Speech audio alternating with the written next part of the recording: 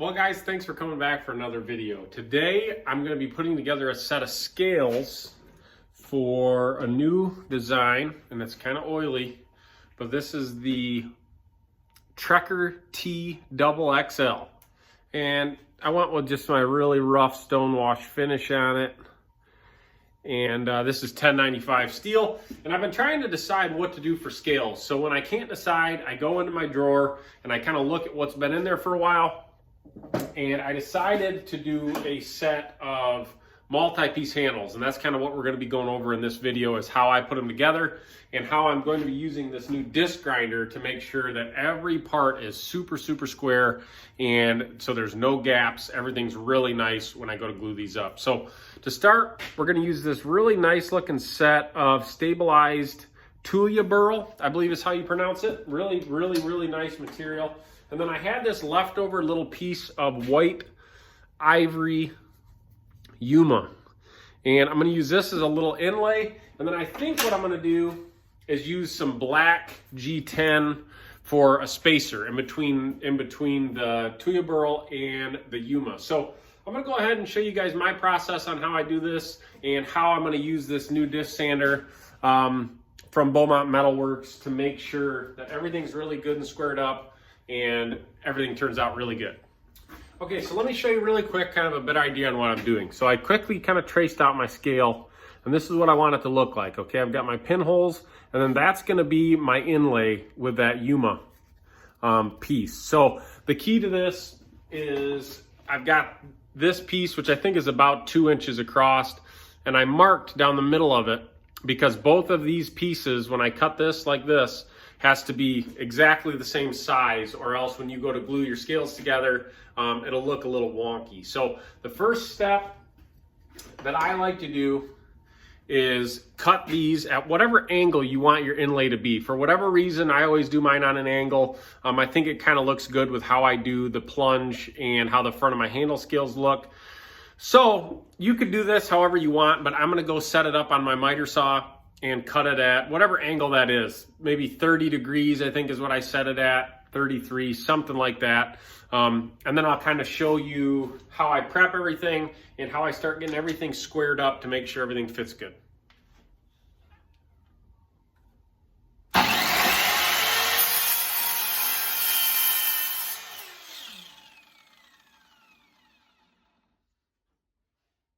See, I cut them both at the same time. Okay, so I just went over and cut this on the portable bandsaw. Doesn't have to be perfect because we're going to square everything up. And then I cut 4 pieces of G10. Okay, and this is 0.060 thickness G10. That's what I use for all my spacers and liners. So the whole idea is this is going to be, well, it's kind of upside down for you guys. This is going to go here like this. And then this is going to go in here like this. And then another one, another black piece, and then the rest of that wood. Okay, so you kind of get the idea. Now, the main reason I got this disc sander right here, disc grinder, whatever you want to call it, is for this right here. Is when you cut these things, I mean, right off the miter saw you saw it, this right here is not at all square or clean. It's a horrible cut. And if you can see, so I've got a nice flat piece right here. Well, it doesn't really show up, but there's gaps and it's never even, okay? So what I went ahead and did, let me show you guys this really quick, is this disc grinder has a work rest, okay? And this work rest, I set it to where this is completely 90 degrees to the face of this, okay? So technically I should be able to set one of these pieces on here like this and just touch it on that disc, and every part will be perfectly square. So I'm gonna go ahead and do that and show you guys the process. What I did is I used a 120 grit piece of Rhino Wet sandpaper on there, and I attached it using this stuff right here, which is feathering disc adhesive, and supposedly this stuff makes it to where you can peel that sandpaper off and put a new one on without a bunch of mess. So I thought a 120 grit would be good. It'll remove enough material, and it'll also give the scales enough kind of grit for that epoxy to bond to. So I'm gonna flip the camera around and show you guys this process. Okay, so this one does have a speed control forward and reverse. I'm just gonna run it in forward, and I'm gonna run it really slow and just pay really close attention that everything's nice and square and even, and let the camera roll and see how it goes. So right there, we're at 20% power. Here's my first scale piece. You guys can probably kind of see it cut. I don't think it's gonna show up in the camera, but you can tell that that gap right there is just not very even.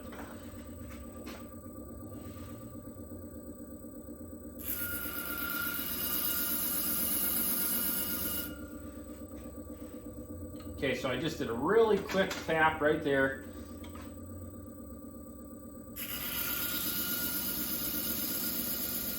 And all I'm doing is getting rid of that, kind of where that saw blade hit that. And we're kind of checking it.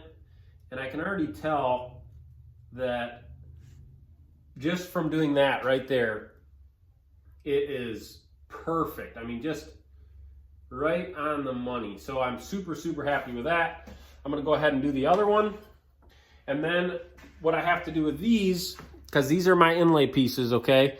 I have to make sure that these are the same size. I think I already said that. But you can use a micrometer or however you want to do it and make sure that these are perfectly square. I'm obviously going to use the disc grinder as well, and make sure they're the same size. Super, super important. Make sure these are the same size. Okay, so I got both of my set of scales squared up perfectly, and I cannot explain to you how nice this thing is. I've done, if you've been following along, I've made a lot of multi-piece handles. And I always, even with this really good grinder, with a flat platen, with a work rest, it's not perfectly square. A lot of times what happens is you'll get little warps and stuff in your platen, or whatever it is. It's just super tricky to get things squared up as easily as it is with one of these disc grinders. So the main reason I got one of these is for this right here, and I am just super stoked with how good it works. So it's just hard to show, but it's just perfectly square. I mean, just right on the money. And that is gonna make for just a really easy, clean glue up. And I'm gonna get these pieces of Yuma squared up and get everything prepped. What I like to do is just take all my little G10 pieces and I square one side, whatever side's going down when I glue up, that's the important side. Scuff everything with like a 40 or 60 grit sandpaper, and then clean it all with acetone before you're ready to epoxy everything together. Just make sure everything's clean, everything's scuffed, and that way you get perfect results. So I'm gonna go ahead and do that right now and check back in a minute.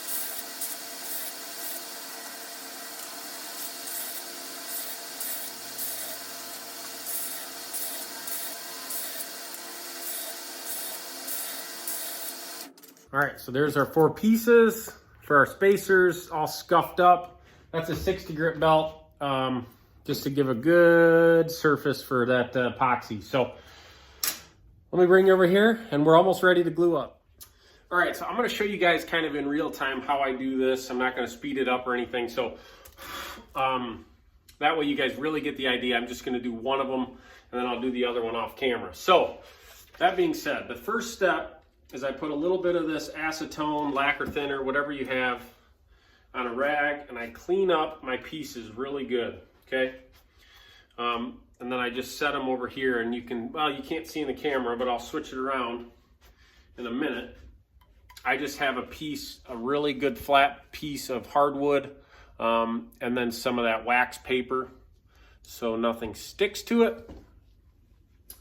And I'll do this one first, and I clean up those surfaces that are gonna get the epoxy really, really good. I already cleaned them once off video. I like to do everything twice, and then clean up your inlay piece. And what's kind of fun about this is I always save all my little scrap pieces of whatever handles I'm using, because there's always a little piece like this you can use for an inlay. And I think it just really, really sets off a knife when you do something like this. It's a little time consuming, as you can see, but at the end of the day, I definitely think it's worth it. So what I'm doing right now is using, this is G-Flex epoxy. You can use whatever epoxy you have. And this is kind of the first step of doing this, because there's some people that do this and they use, sorry about that, guys. There's some people that do this and they'll put down a G10 liner to start, and then they build off their G10 liner. So what I like to do is kind of get my pieces all epoxied up, let those harden, and then the next day I'll add my liner. The reason I do that is I've had some spacers lift up on me a little bit, and then there's a gap between your spacer and your G10 liner, and it looks horrible. You have to start over. So I find just doing it in 2 steps works a little bit better. I'm gonna angle this camera down and show you kind of how I do this, okay? So first things first, we're gonna mix up our epoxy really, really good. And like I said, I've been using G-Flex a lot, and I just got some other epoxy that I'm really, really happy with that I'll probably be switching over to. It's called Blade Pro. So it's specifically made for knife making, and I'm really happy with that too. But I have these whole bottle use up. So what I do, this is our first piece. I take a little bit of epoxy and I put it on that section. You don't have to use a lot. That's going to get glued up. Okay, and then I take it. Let's see, you guys can kind of see what I'm doing. I take a C-clamp. Now you can also use just a regular spring clamp or whatever you want to do, but I like to really lock this piece in place so it's not going to move on me. And a C-clamp does that really good. And I like to wear gloves, even though you can see the gloves don't last very good for this, because I use my hand to spread that epoxy, and a little less messy if you got gloves on. So this is our one piece of G10. We're gonna set that right on there, and you can see right here, you guys can't see, but I can see our gap between that G10 and wood is just perfect. Same thing with our Yuma inlay. We're going to take that, epoxy it, and slide it in there. And I can see right now that our gap is just perfect. These are going to come out really, really nice. So same thing, both sides. Get them epoxied up good. Slide that on. Piece of wood, a little bit of epoxy, and we're going to put that in place. Now, if you guys can kind of see from the angle you can't, you want to kind of eyeball, like I get down like this, and kind of make sure the 2 pieces of wood are lined up, okay? And make sure that there's spacer and inlay covering the whole thing. And that's why I make our pieces a little big, so you can adjust them, slide them around a little bit. Now, this is totally up to you how you want to clamp this piece down, but C-clamps work really, really good. They just put a lot of pressure, and what I like to do, you guys probably can't tell, is I'm going to push this piece in a little bit, and as I'm pushing it in towards my other material, I'm going to clamp it down, okay? And what that does is it just keeps a good amount of pressure against all these materials, squishing them all together so there's no gap. So you should be able to see here, I can probably move these just a little bit. Watch. See how I can just barely move those? That's perfect. These are going to be good. And before you're done, before you set up, make sure you push these spacers down, because sometimes with that epoxy, they like to lift up a little bit, and then you're going to have gaps. So everything's really good and tight. The gaps look perfect, everything's square, and that's going to make a really nice handle. So without me getting epoxy all over my phone, that's going to be it for today, and then I'll check back in tomorrow once this epoxy has cured. This is 24-hour epoxy, and I'll show you my next step, which is adding that G10 liner, and then that'll probably be it for the video. I won't show installing it on the knife and all that stuff, because I've done that a bunch of times on this channel. So I'll check back in tomorrow and show you guys what these are looking like. All right, so it's the next morning, and you're gonna take these clamps off of here and see kind of how it went. You can see these just pop off there when you use this wax paper. And this stuff sometimes kind of rips, but it does make it to where it just kind of peels off kind of nice and you don't have a big mess. So let's see if you guys are gonna be able to see. Everything looks really good.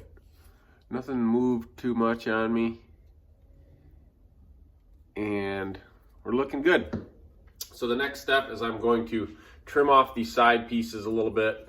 Run these on the flat platen, sand these down, get this really good and flat, and then glue up our G10 liners and make sure everything's good and even still, and everything looks really, really good. So let's get those G10 liners ready for glue up.